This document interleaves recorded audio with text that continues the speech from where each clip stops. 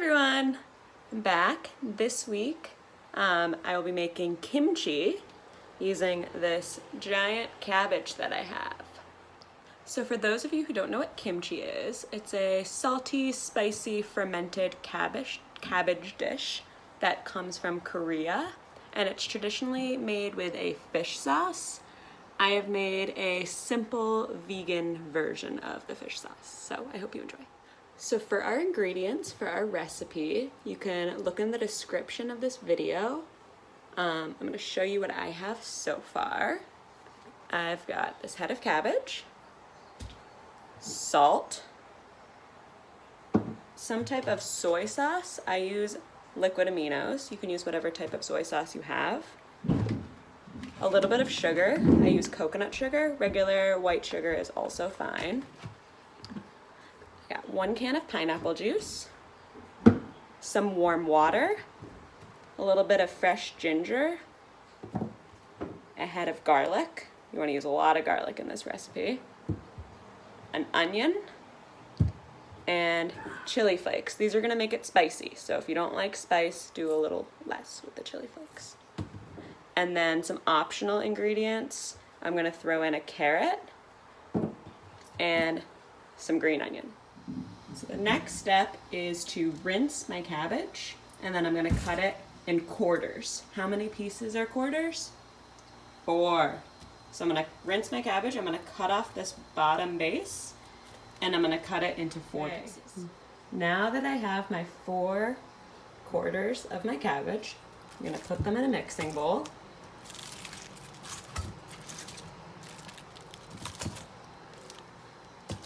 Put the extra pieces that fell off in there as well. And I'm going to coat each of these pieces with a decent amount of salt. And what the salt does is it softens and breaks down the cabbage. It draws out the moisture, which means the liquid and the water inside of it.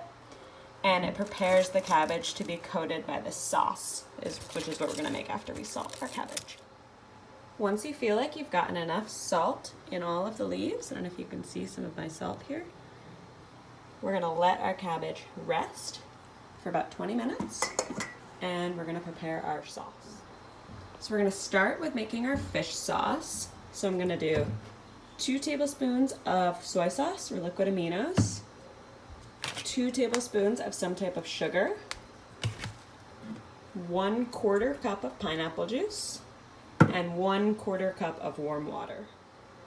Next, we're going to prepare our chili sauce by adding our garlic, ginger, onion, and chili flakes into a blender or a food processor. If you don't have a blender or a food processor, you can just chop up your onion, garlic, and ginger into really small pieces and mix them all together. So this is what my chili sauce looks like right now. I added about half the amount of the spicy stuff, the crushed red pepper or chili flakes, just because I'm not the biggest spice person, so I did about 3 tablespoons, and the recipe calls for half a cup. So now we're going to add our fish sauce into our mixture. Your finished mixture should look about like this. Like a reddish brown color, slightly liquidy. If you went with the chopping method instead of using a blender or a food processor, it can be a little bit more chopped. You can see small pieces of your onion and your garlic in there as well, and that's okay.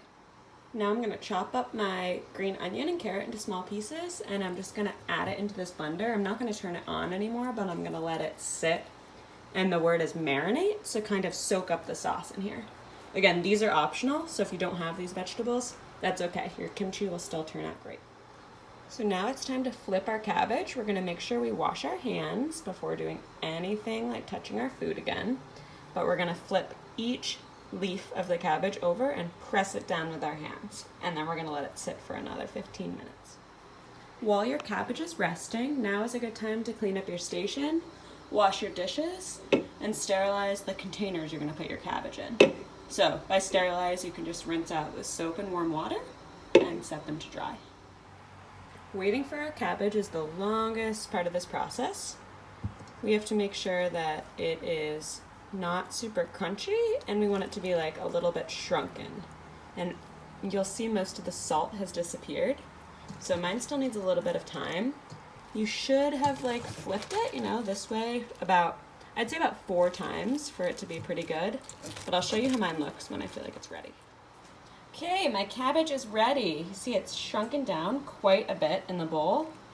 I have my 4 jars ready. So the next step is I'm going to rinse off my cabbage in super cold water to remove any salt that stayed on.